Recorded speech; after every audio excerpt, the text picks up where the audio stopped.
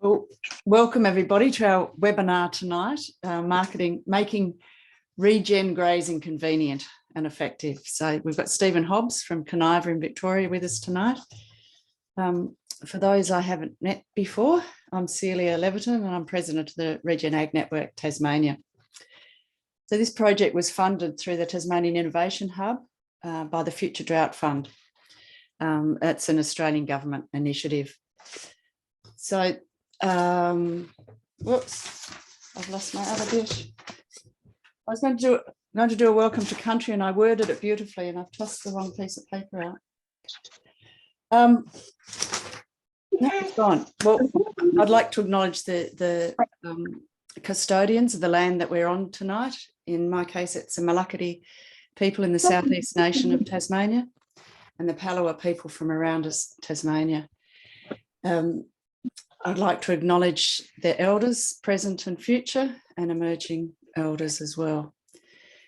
The format for tonight, Graham Hand is going to introduce Steven tonight. Graham's a board member of RANT and also a regen grazing educator and a farmer down in East Gippsland.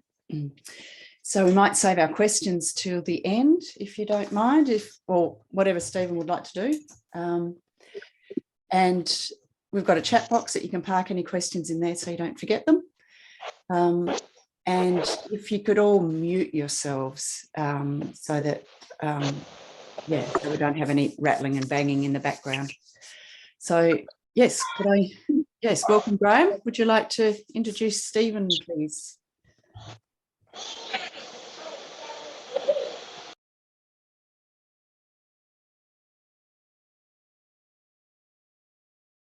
You're on mute, Graham. Oh dear. How's that? That's better. Lovely. I've worked with Steven for quite a while and we had a lot of fun up in Kaniva in just the bottom of the Mallee there, top of the Wimmera. Is that how I think of it? But I'm not sure that's correct. But yeah, so I keep thinking that, with the grazing that we do, we know what actually regenerates the land really quickly. It's just that it's not convenient. And Steven's working on making things more convenient on his farm with sheep. So that's a really powerful thing. So these are what I see as the four main barriers that we don't design low cost, low risk and profitable businesses. So they have to be low cost and low risk and profitable to reduce unintended consequences. So, the risk in agriculture is, debt, season and market price in that order. And we've got a bit of a problem in that we design things that are too high a risk. So you're better off taking the low risk option rather than the high risk option. So that's the design is one step. The other one is actually doing trials to see what works on your land. So what we try and do through RANT is make sure that people understand the combination of recovery, stock density and plant utilization that rapidly restores mature perennial grasses and decomposing litter in the intertussock space. So, and then the convenient infrastructure, and this is where Steven comes in, it's got to be convenient. It's inconvenient to do the management with animals. That means that you can eliminate inputs, effectively eliminate animal health while you restore, stability, water infiltration and nutrient cycling on the land. So, and I can always say, we're probably going to need to automate it. It's not sort of working at the moment, and that's the area we all need to focus on. So that's why we've got Steven. And then the last leg is always that you've got to select animals that thrive under this management, under regenerating the land. So I just wanted to quickly sort of put that in a bit of context for people. So so Steven's going to be talking about his trials and developing convenient infrastructure. So I'll stop sharing and jump off so that Stephen can jump on, and feel free to ask us any questions in the chat, and I'll keep going back to the chat and stuff as well. Welcome, Stephen. Thanks, Graham. Thanks, Celia. Thanks for the invitation to join you this evening and share some of my experiences. I quite enjoy working with Graham too, just quietly. And it's been really terrific actually, because Graham, because I work on my own, and so sometimes you tend to get a little bit into a bit of a bubble, and you sort of don't have anyone prodding you and questioning why you're doing what you're doing. And I really appreciate that from Graham too, because he'll say, you know, what are you doing that for, or have you thought about this? And it's really great to have those people who can challenge you to work with. So I'll try now to share my screen. It worked before, so hopefully it all will work again. Right.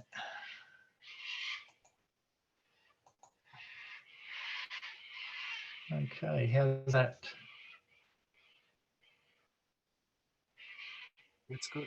Does that appear? Yes, that's good. Yeah, lovely, thanks, very Stephen. good.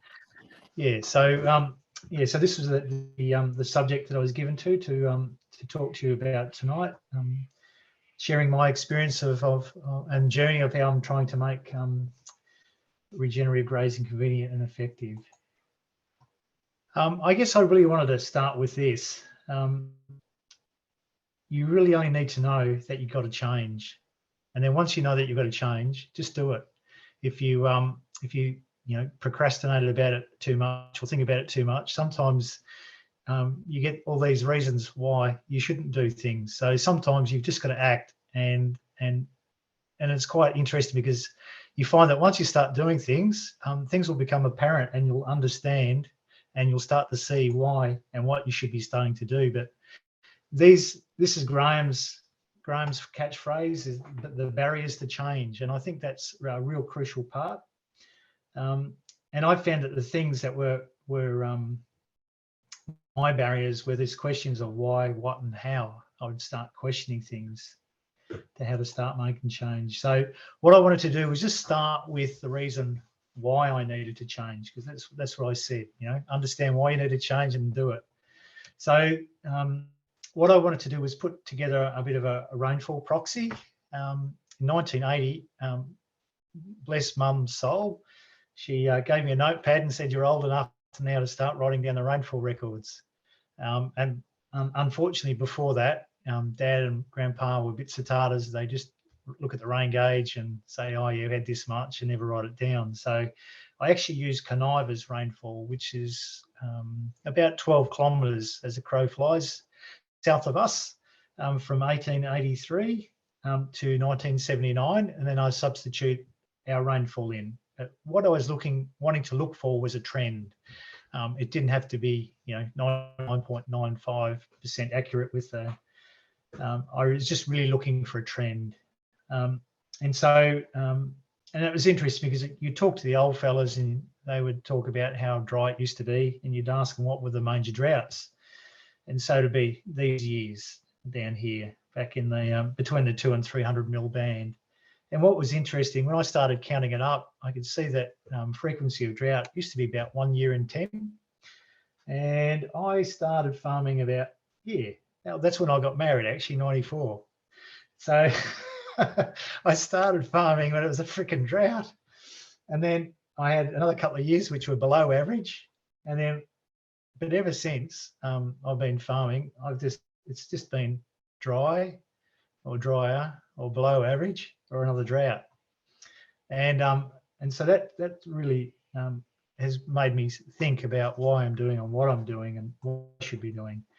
And this is just representing that data in a different way. What I've done is just averaged each decade out. And we've got up here our annual rainfall, and then we've got our growing season rainfall. And then averaged each decade, and was just interested to see how we're going. Now, this last data point is a bit deceiving because there's only 3 years in that data set, because it's 2020, 21, 22. So it sort of distorts things a little bit.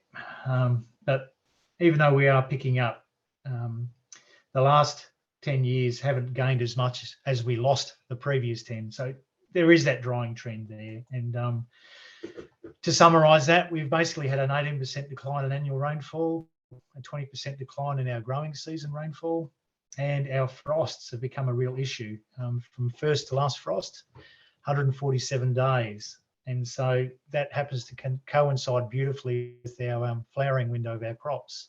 And that's what I've noticed, is that we've really become hammered with crops since the late 90s.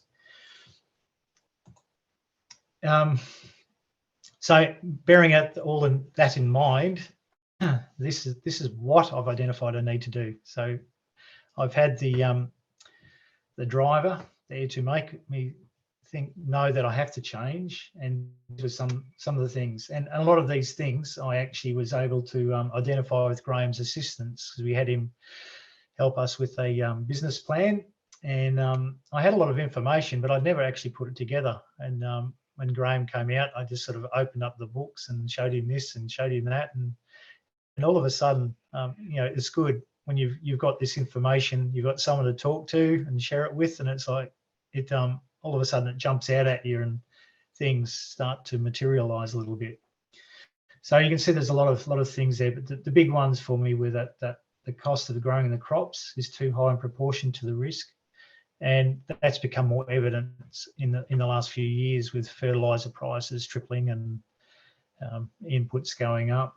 And for me, there's no guarantee of having grain quality or quantity, because things can be looking really great. So to lower our risk, we thought, well, perhaps we should go back to how Dad. I should go back to how Dad used to farm, 30% crop and 70% sheep. And all of a sudden, then that opens the opportunity of using your weeds as a source of food. Because with moving towards cropping, we've got more chemical resistance, and then we also have the associated frost problems. What Graham was saying is a really key part of making change, is that we need to breed animals that are better suited to our conditions. So effectively, from looking at the weather, we've lost about a month of our growing season. So we've now only got 5 months, and so we want animals on the ground. We want them to grow quickly. We don't want bigger animals. We don't want animals that require more energy or food, but we want profitable animals. And that's really the key to it, is focusing on profit rather than productivity, sorry. And some of the key standouts for that type of thinking are the rotational grazing and then regenerating the perennial grass. That's really the cheapest way that we can grow feed, is we regenerate those perennials. And when you look back at some of the old documentation, the old fellas wrote about what wonderful grasses there were here. And our farm actually used to be part of the Yarrick farm. It was 50,000 acres, and they ran 30,000 sheep on it for several decades, and grubbed it all out and then flogged it off. So there's a number of things here as well, to other points. By having more profitable sheep, it means that we can cut back on our numbers. We don't have to stock as hard. We're moving away from set stocking into the high impact frequent move. And that was something that really I found difficult to comprehend. I looked at what Graham was doing, and it's like, yeah, great, that's cows, but how can I do that with sheep? I don't want to re-fence my paddocks into smaller paddocks. And so it's really something that I've grappled with. And so hopefully in one of the next slides, I can just share some of my some of the way that I've come around to adapting to that problem. Yes, so running more profitable sheep, and I really want to try and diversify my income stream as well. The challenge has been put out to reduce our emissions and move towards carbon neutrality, and I'd like to think that would open up another opportunity for me. And really important, low risk, low cost stuff. Look for stuff that's really easy to do. And this is the motto, is to identify and keep those best performing individuals, to sell the underperformers, and then have the ability to keep the best animals when I need to. So I thought nothing better than to give you an example of my barriers to adoption. And this one up here is my big clincher, is I don't like sheep. People laugh when they hear me say that, but it's the truth. And the reason I discovered why I don't like sheep was because I didn't really know how to handle sheep, and I just did it the way that Dad did, who did it the way Grandpa did, who did it the way his dad did. And that was the faster and the quicker and the more dogs you could have, the better. And I started to understand that some of my issues with handling livestock were actually me, not the sheep. It wasn't the sheep's fault, it was my fault. But another big barrier was these questions here. So how do I set all this up? I don't know how to do it. And will it work? That was a really big one. I was just afraid that, you know, I'd go and set up this auto drafter and put it in place, and it wouldn't work, because I know that sheep, they don't like me, they don't like my yards. That was my big concern, was trying to make it work. And will the sheep run? The resources and time and money, they were my secondary consideration. I was really concerned about, will it work? And it was quite funny, you know, talking to Graham later. He just thought my hesitancy was just me being a bit tight with the old purse strings, when in fact I had this sinking feeling in my heart it just wasn't going to happen. But anyhow, some of the other considerations, you know, talking about rotational grazing, you know, means running big mobs. We've been used to having, you know, all our little mobs with the different age groups, and, you know, we'd have them tucked here, there, and everywhere. And to me, rotational grazing meant more fencing. I just had to have more paddocks. It meant more fencing, more work, more moves, more checking. You know, and that was the last thing that I really wanted. And because we're fairly flat too, we don't have a lot of pressure to push water around. All of a sudden, then, if I'm going to have, you know, sheep in all these paddocks, going to have troughs in every paddock, and so it just went on and on and on. All these barriers just kept popping up, and then with all the EID, sorry, what gear, you know, what was the cost, what software, had all these questions. So, and I came to this conclusion, I need less stress, not more. And if I'm going to do it, it's got to be easy. That's it. It has to be easy. So after much deliberation, I had a couple of injuries, and I found it harder to do stock work. So I bought a combi clamp, which is this piece of kit back here. And I was fortunate that I'd used the clamp for a couple of years before Graham talked about this auto drafter.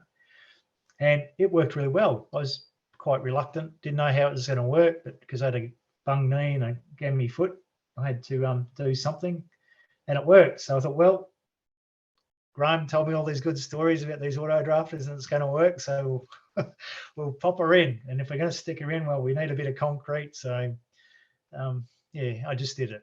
We poured a slab, put up the shed, got the Sparky out, wired her up, and I thought, great, righto. Now, will the sheep run? That was my big question. And initially, when I bought the sheep in the yard, I had the dog woofing and hollering down the end and open up the gates that we normally put the sheep up. And I thought, just because there's an auto drafter there doesn't mean they're going to run through it. And I know, after 10 minutes, the poor old dog, she headed off. She'd had enough of me yelling at her and barking out commands to go here, there, and everywhere. And I just sat down and looked at the animals, and all of a sudden I noticed that they were circling anti-clockwise. And I thought, I wonder if I open the gate and bring them up into the next yard and then open the side gate into the race, whether they might go in there. So I did that, and I almost jumped for joy, because they did. They went in there nicely, and all of a sudden it meant that we were making some progress. But it was one of those happy, sad moments, because all of a sudden I realised that for about 120 years we'd been drafting them through the wrong side of the pen. But anyhow, I'll click on this and just give you a bit of a video, because I couldn't believe it myself how well the sheep did run. And just listen hopefully you got your sound on. You're not going to hear any barking dogs or me yelling or swishing or anything. It's really quite remarkable, really.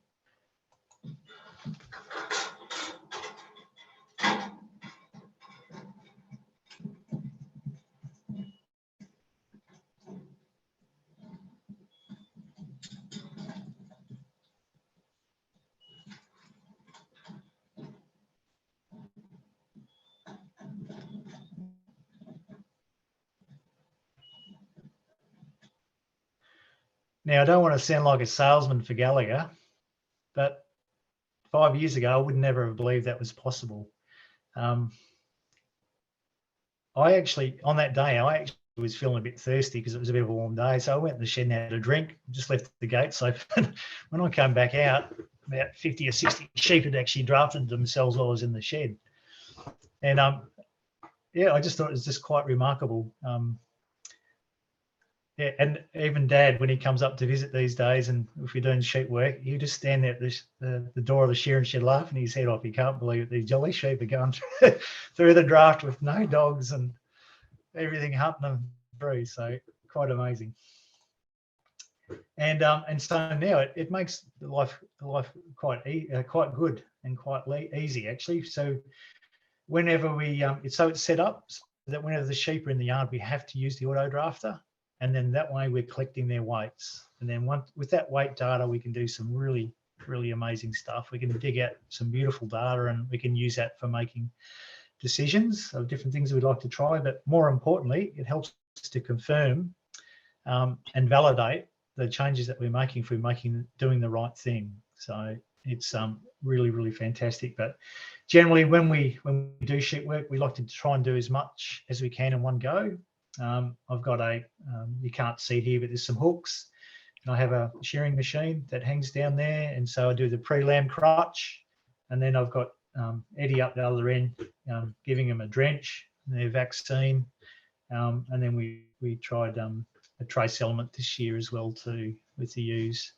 But we can do all that in one pass, and we're not struggling with the sheep. They present pretty well. You get the odd one that likes to drop its front legs and its neck up, be a bit of a pain, but it just really takes the stress and the struggle out of handling livestock. It's really, really good. And like I said, 6 years ago, I just wouldn't believe that I could handle livestock like this.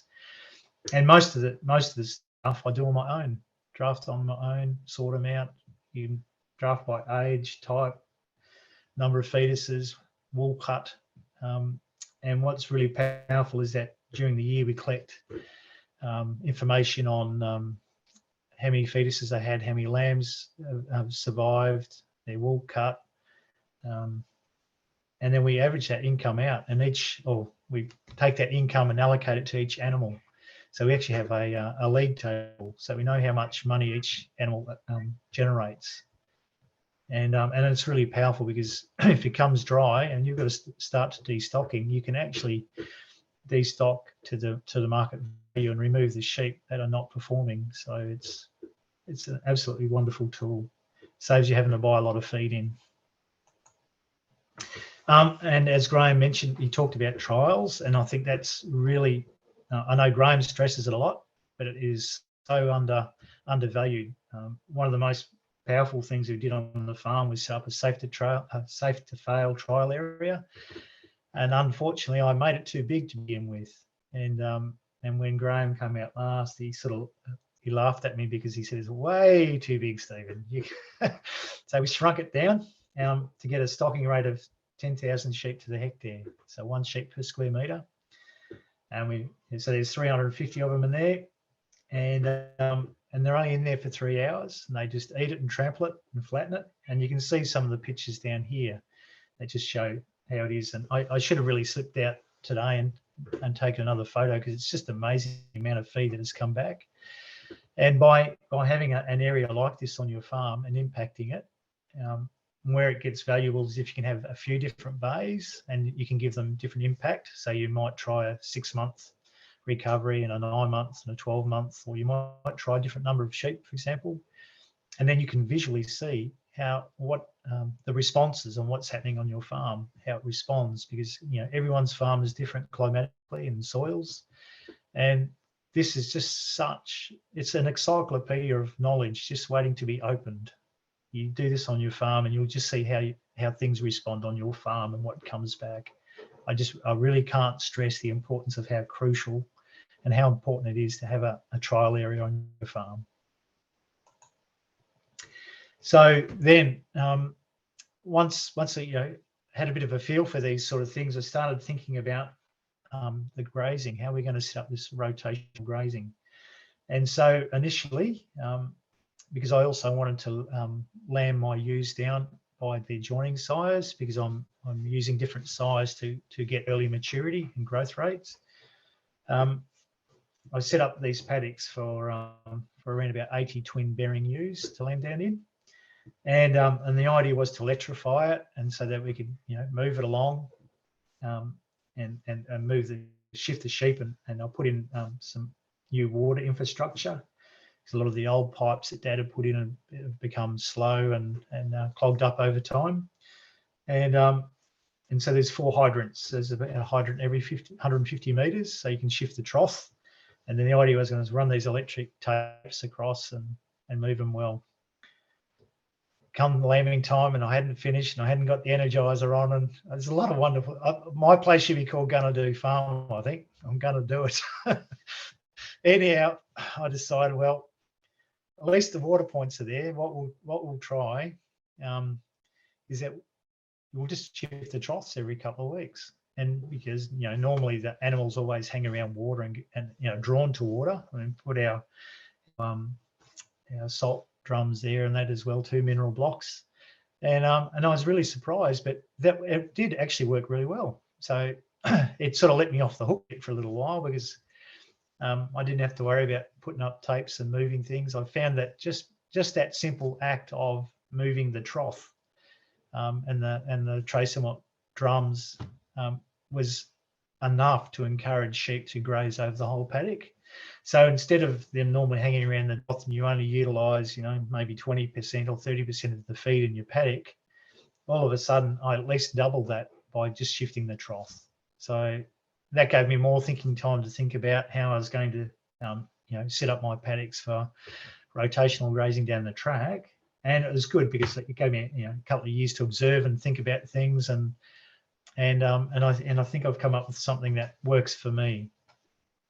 But I really love this fencing. It's called Western Fence. So there's 3 earths and 4 hot wires. It's fully insulated, and you can turn it on and it'll hold sheep. And more importantly, you can turn it off and it'll hold sheep. That's really brilliant. And we also have quite a lot of issues with foxes. Around here, it was not uncommon to lose up to 20% of our lambs to fox kills every year. So by electrifying it, it sort of helped to discourage some of the foxes. And then I thought about, well, if I'm going to set up electric fences, I want to make it portable. I want to use it. I just don't want to have an electric energizer set up on a post, because then it's just stuck there in that paddock. So I thought about that, and most of my ideas come to me at about, 3:42 a.m. in the morning. And I thought, oh, crikey, that's what we'll do. We'll use that old trailer down the back of the shed, and we'll put a couple of panels on it, the energizer and the wheels, and we've got an energizer on wheels, and we can move it around. And so that's what we've been doing. And then I've also here put on a Wi-Fi gateway network, so then I can control it from my phone and check it. And it's really good too, because you can see when you get strikes on the fence, and you can see the size of the draw. So it gives you a bit of an idea of actually where the foxes are coming from, if it's not sheep that are hitting the fence or me accidentally touching it. The first time I set it up, I bent down to adjust an insulator, which I thought was a bit wonky looking, and next thing I know, I saw several flashes of blue sky, and I just remember lying there looking up, going, my dear Lord, that thing really kicks. But yeah, no, it does. It works very well. And so this is part of the way that I'm now fencing my paddock. So this is a 100-acre paddock, and as luck would have it, it's around about 400 meters wide, and it's just a bit over, I think 1.2 k's long, or 1.4 k's long. And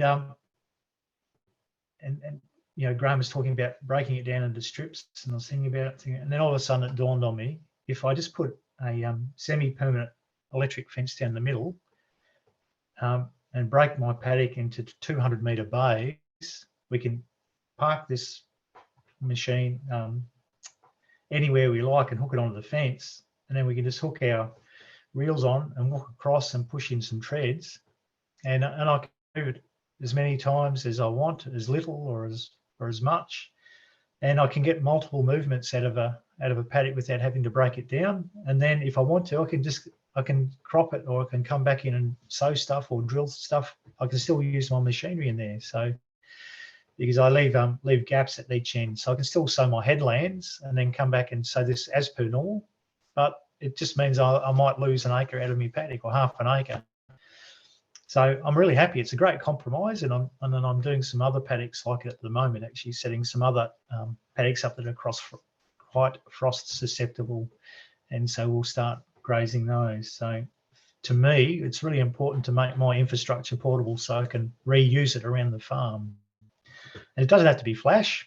Yeah, the old trailer, she worked and she proved the concept, and so now I've been making a little bit of stuff to fill in some of the other gaps. So this is an old wheelbarrow that had a poly tray in it, and someone threw a lump of wood in and busted the tray. So I look like a vagrant now when I shift the sheep. So I've got my tread-ins here, and I made up these things. I call them J-sticks. And I just use some old MIG reels out of the workshop. And then I use my reel. I hook it on to the end where the electricity is, and then walk along. And as I'm walking along, I'll put in a tread every 11 steps, so every 10 metres.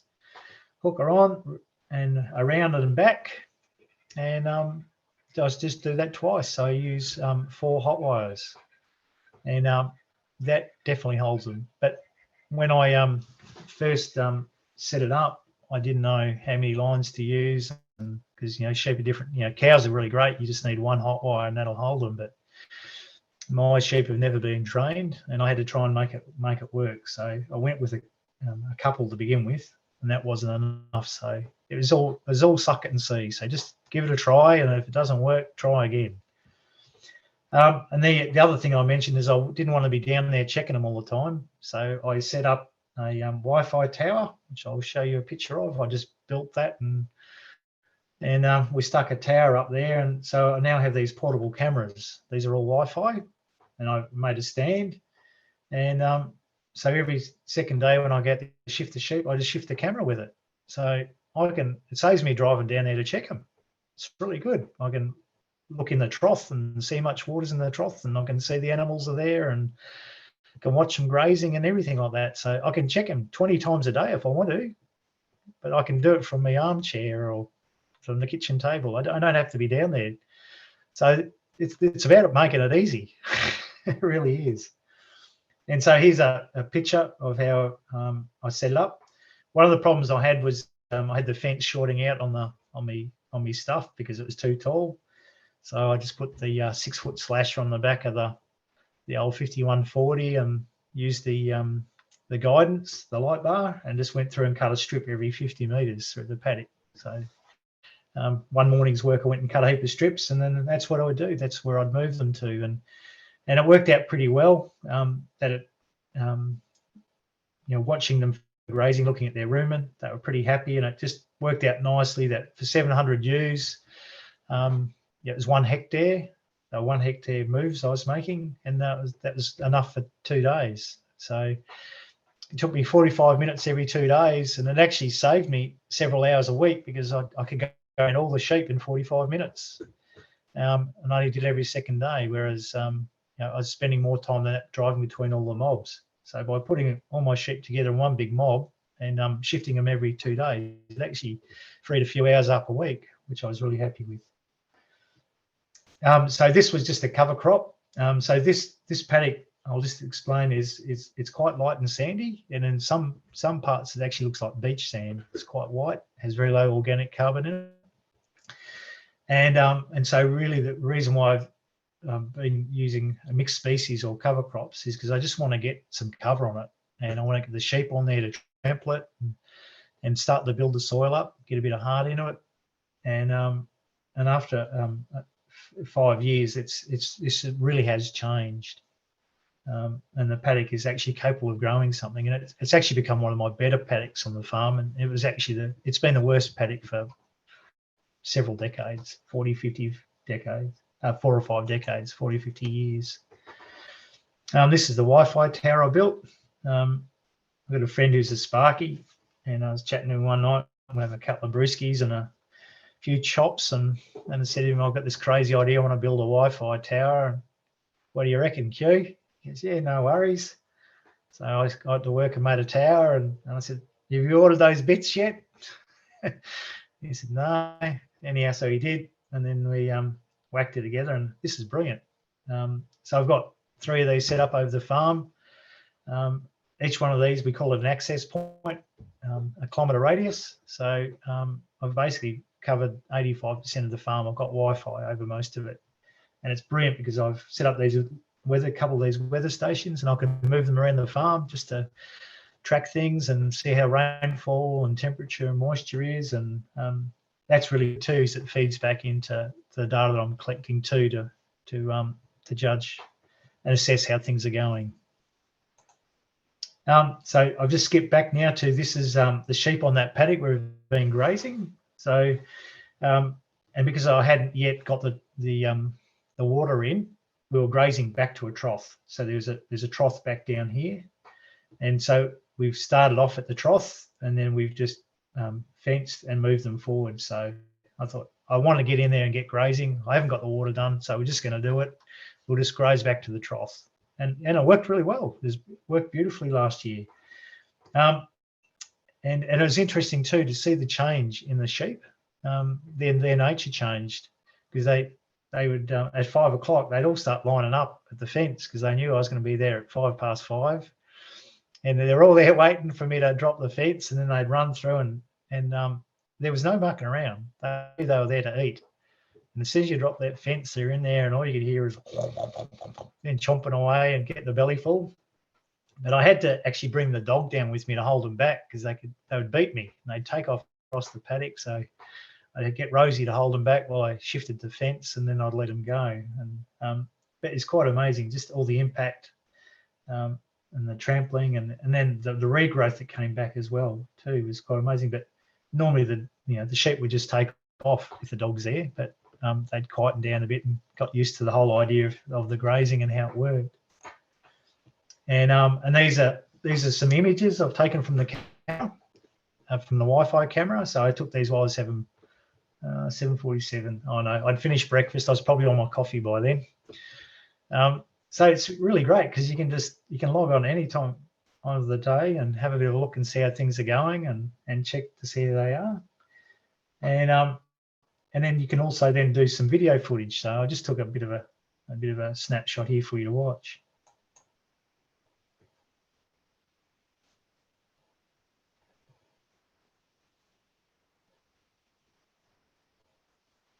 But yeah, no, it's really great, and the camera pans and scans around. You can have a bit of a look and see how things are going. But I just love it because it just saves me having to go down and check things all the time. For me, I just want to reinforce it's got to be easy. I want to make it easy. That's what it's all about, And I think it's really great. I'm really enjoying it. It's been fantastic. I enjoy the challenges of trying to work these things out and nut them out. It's great. Oh, we don't need to zoom again. Now, just getting back to my water problem, because I'm flat, the ground's pretty flat, and there's not a lot of head height.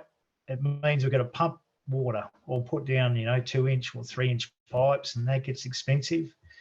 So at another 3:46 a.m. moment, I thought, crikey, why don't we make a portable pump that we can drag around the paddock? And because I had thinking about setting up a solar pump, but I thought the problem is if I set it up, in paddock X, it's stuck there, and I want to be grazing in different places over the farm. So come up with this idea of making a solar trailer. So I've never seen one before, and no one knew anything of it. I went to a couple of field days, and no one knew what I was talking about. So went to Kimbo's and bought a bit of steel and bought a solar pump.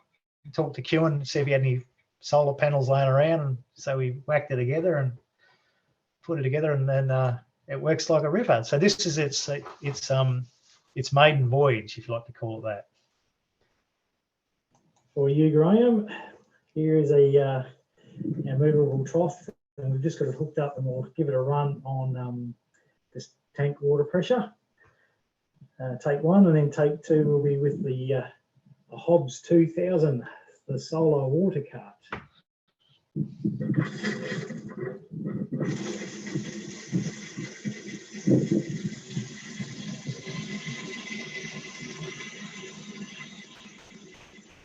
So this is just using the water supply from the tank, and we just turned on the Nimbus 2000 solar pump. And, yeah, she's really cranking.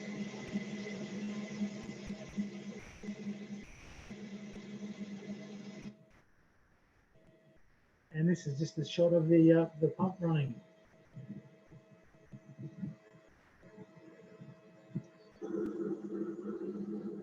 And here we are, she's almost full. And I didn't time it, because if I time it, I lose the capacity to record. But yeah, around about 5 minutes, I'd say, an estimate. So yeah, it's doing a good 50 litres a minute. I just want to see how it goes when it cuts off. But the solar pump will then try to restart every 20 minutes. It's just like a solar pump. Once it cuts off, it'll the timer comes in, and then it'll try in 20 minutes time. If it can't wind up, it'll just keep cut off until it can pump. I reckon she's going to work like a beauty.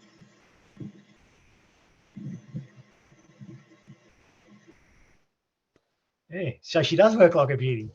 But the brilliant thing about this is I haven't got a water pump stuck on one paddock. I can move it around. I don't have to worry about petrol, don't have to worry about batteries or power, a long extension lead. While the sun shines, she works. And this is actually just pumping on inch pipe from the tank. I'm intending to be pushing water up to a couple of Ks with this. I had a bit of a look at the tables, and at 2 kilometres, we've still got around about 42 litres per minute on 1.25 inch pipe. So that's great, because then I can save myself a bit of coin instead of having to buy 2 inch pipe. I can be a bit stingy and go to 1.25 inch and just plug my solar pump in, and I know I've got the flow then to graze. So yeah, I'm just really happy with that. It's working well. For you, Graham. How are we going, Graham? Have we got a bit more time, or? Yeah, I think so. Are people enjoying that? Will Stephen keep going, or did you want to stop for questions, or keep going? Yeah, no, it's great, sir. Right, well, I'll just talk a little bit about the data then, because I've chucked it here in case we want to keep going. So what data am I collecting from all of this? So this is the first thing that we did with the auto drafter, is that after we scanned the ewes, we turned them and put them back through the auto drafter. So we collected their weight, and because they had a dot on them. So if they were empty, they had a red dot. If they were single, they had no dot. And if they were twins, they had a blue dot. So we entered them into the auto drafter. So each one went through, we weighed it, was a single, a twin, or a dry. And then after we did that, I sent my data off to a lovely lady called Elise. She does a lot of analysis for me, and she put it into this wonderful table. And all of a sudden, we can see what our optimum weight range is for our maximum fertility and fecundity. So, and it was interesting because we had been condition scoring, and this weight range came into about a 3.2, 3.3 condition score. So it's really good, because having sort of calibrated the condition score to the weight, and my genetics being fairly similar, it gives me a really, really good idea when I bring in the sheep what sort of condition they're in, without actually having to condition score every animal. So that has been really powerful. So, but I know now. So what I do is post shearing, I pop my ewes into a paddock, and I aim to get them into that weight range, somewhere between 65 to 70 kilos. And so I've been doing that for the last 5 years. I know that is my optimum weight range. It'll be different for other people, depending on your type of animals. But for me, that was a really powerful piece of information that I got from the auto drafter. And the extra effort of spending the extra, because you can, I don't know, it's about between 200 and 300 sheep per hour go through the auto drafter. So for an extra couple of hours worth of work, this information is really valuable to me. And so what we've started doing too, because I thought, well, if we can do that with a large sheep, wouldn't it be great if we could weigh our lambs when we're doing it? So so that's what we do now. I've set up a roller, and with load cells, I just made a frame. I had a look online, and they wanted $6,000 for one of them. Bloody hell, I'm not paying that. So I just made up a bit of a frame, put some load bars on it, and this is what we use. So I'll give you a bit of a quick shot of this.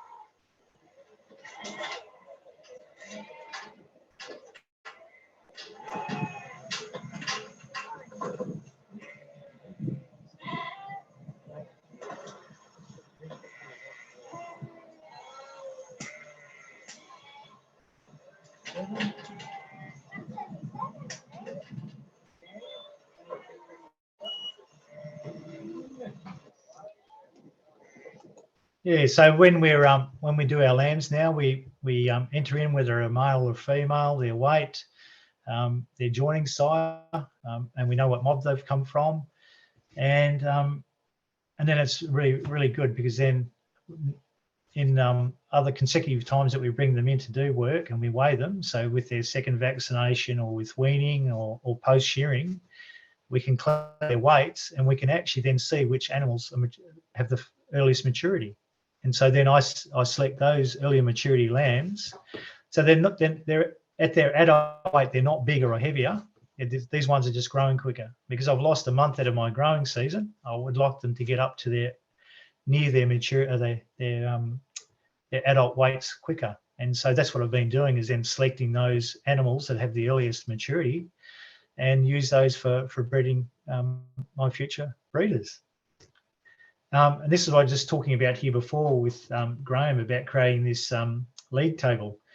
So we weigh our fleeces as they're being shorn. We don't track individual fleeces. We just need to know what their fleece weight is, because at the end of the day, fleece, the value of wool is only 16% of my income from sheep. So if it's out by $5, it doesn't matter. I'm looking for those $20, $30, $40, $50 premiums. And so, and these are my different groups here. We've got white Suffolk single ewes. So these are merino ewes that have been joined to white Suffolk rams. They're the singles, white Suffolk multiples, merino singles, merino multiples, and then the dries. And then we knew how much wool they cut on average from each one of those groups. And then we calculate out their fleece price. And it's interesting, you can see what the value of the wool is there. And then we added in the lambs, because we marked them in smaller groups. We weren't allocating lambs to each individual ewe, but what we did is we just allocated the sale price to, so there's, say for example, out of that mob, there might have been 148% marking. So, each ewe would get, 1.48. We now are wet and dry, so we can actually discount those ewes. So if they had a twin or a single, but they didn't actually raise one, we now know that, and we account for that. So we can then pull her out and then rejoin her to a terminal later on, to try and, because she might have lost the lamb from stress or whatever, or a fox might have killed it. So it's a bit hard to penalise it just because something has happened. But the first time that we did that, what really stood out to me was the spread between the income from our earning ewe and the income from our bottom earning ewe. So we can see it here. Where are we? On average top ewe. Yeah, so $281 was the income that our top ewe generated, and our bottom ewe generated $38.85. So there's a $240 spread between the top ewe and the bottom ewe. So guess which one I decided to keep when it came to time to sell some, because I also know it cost me $25 a head to look after a sheep. So if it's cost me $25 and she's only made me 40, I'm sorry, you're going for a holiday, love. And so that's what we've been doing too. So I'm not necessarily, what would you say? I'm not worried about how that ewe generates the income. It might be a ewe that cuts $100 fleece and has one lamb every year, and she makes me that amount of money. Fantastic. Or it might be a ewe that has, twins every 2 years, every second year, and she might miss, but she cuts me a $45 fleece. It doesn't really matter what the combination is, as long as she makes me some money. I don't mind looking after her. And what's brilliant about this too is that if you're starting to get a bit short on feed and you say, I don't want to go spend $50,000 on some grain and a truckload of hay, I'll just sell them the ones that are at or below market value. So if sheep are making $180, well, you go through and set up your auto draft to take everything that only is making $150, for example, and then you can lighten off your flock. And when things come good again, well, then you've got your most profitable ewes to breed from. So it helps, make your money quicker. So you know which ones are pulling their weight. And this is just something that's been really interesting since what it has meant is we have actually been able to drop our sheep numbers and make more money. So instead of running 1,800 sheep, we're back to 1,200, making more money from those sheep. But what's really important is it means we've been able to maintain more ground cover because we've got those long breaks, which we've determined from our trial areas. So we know 12-month recovery is fantastic. And this is I downloaded this yesterday. So this is March. So this is that level of feed cover we've got at the moment. And we're only at 340 mil rainfall area. We had 556 last year. So we've got green that we're carrying over. But, you're talking, where we, 2 to 4 tonnes per hectare of total dry standing matter in our paddocks at this time of the year. It's just unheard of. It's unbelievable. And this is one that Graham prepared earlier, and it just compares the cover. So since we've been doing this is it here, you can see we've consistently had more cover on our farm, over our farm, compared to the surrounding region, which is just reaffirms to me that we're doing the right thing. I won't agonise over this for much, but we've got a couple of carbon projects running on the farm, and I want to look at by doing this type of management on those poorer paddocks, can we actually build those paddocks up? And so 5 years ago, so that paddock that you saw tonight is actually this one here, carbon estimation area 2. This was our baseline, and then we did a retest last year, and we can see that on average we've increased the organic carbon by 44% in the top 30 centimetres. And in the bottom 70 centimetres, we've increased the organic carbon by 131%. And I can see that from the type of feed that's growing in the paddocks and how those animals are doing. Like in that paddock last year, we had 700 ewes in there for 55 days. On a 100-acre paddock, we only got halfway around, and they put on average 11 kilos weight gain each. The only reason we stopped was we broke them down into their joining groups to be mated. But there is still another 50 days of grazing for 700 sheep in that paddock. So we'll be coming back into it again to pick it up. But I'm speechless, really. It's just fantastic. Just do it. It really is. It is brilliant. Absolutely brilliant. Fantastic. Yeah. Very good. So I was just going to stop you there, if that's all right, Stephen. Yes. Just go for questions. So that was a great cook's tour of what you've been doing, and I think it's really exciting as well. Land's getting better, profits getting better, and you're enjoying it with all making it more convenient. So has anyone got any questions for Stephen?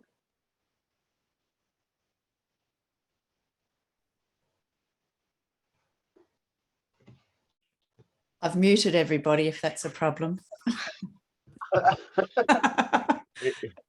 Yeah, you might have to unmute yourself if you can, if you had a question.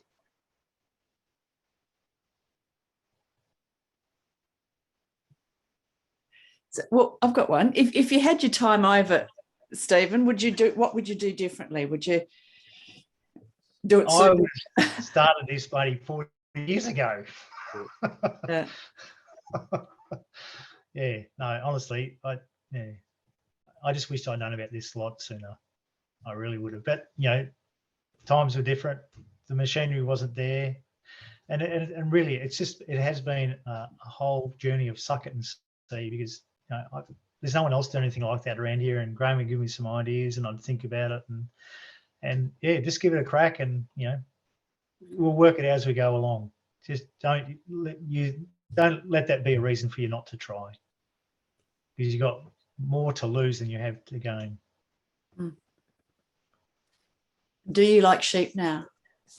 I don't mind them. Yeah, I say to people, I really love sheep, especially with roast potatoes and carrots. But no, I do like them.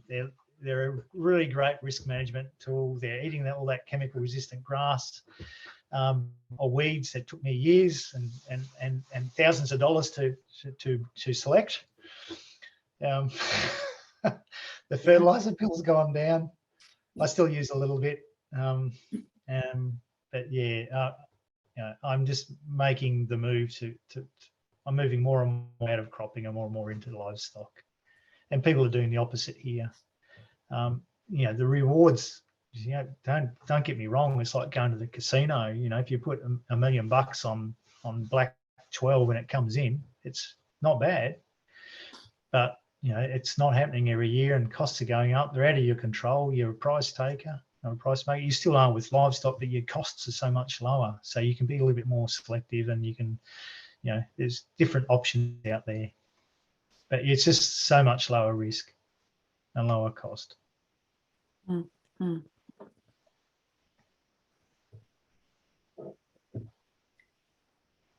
Stony silence. Yeah. I think I've shocked them all. Yeah, I really like it, Stephen, too. You know, that discussion on you'd gone to your heavier ground that was lower down because of the dry finish in the springs, and then that's also the areas that get hammered by the frost. So, yeah, you know, they're now being allocated to grazing rather than, you know, for cropping. So yeah, definitely. I was just sort of hanging in there, hoping that it was going to turn around, but you know what hope's like. Yeah, hope is doing the same thing and hoping for a different answer. yeah, and it's just, yeah, it's not going to happen. So.